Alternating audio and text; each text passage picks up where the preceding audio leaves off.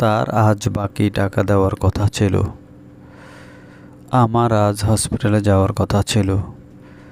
তোমার রাতে বাসা ফেরার কথা ছিল। আমাদের আজ দেখা করার কথা ছিল।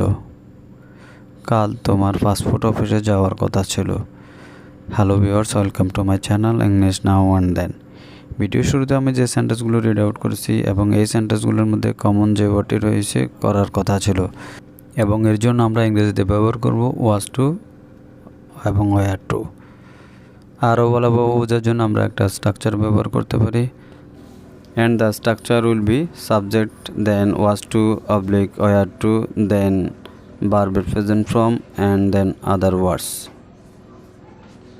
Now take a look some example for better understood. Before that, if you are a new one in the channel, please subscribe my channel and press the bell icon for more update like this. তার আজ বাকি টাকা দেওয়ার কথা ছিল। He has to pay the rest today. তোমার আজ হসপিটালে যাওয়ার কথা ছিল। You were to go hospital today. And more sentence of this video are তোমার রাতে বাসা ফেরার কথা ছিল।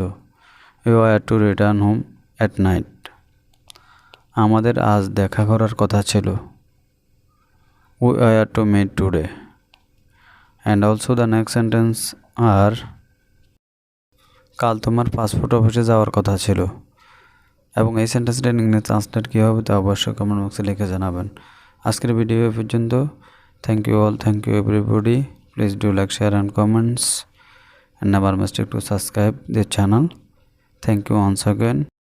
See you in other videos.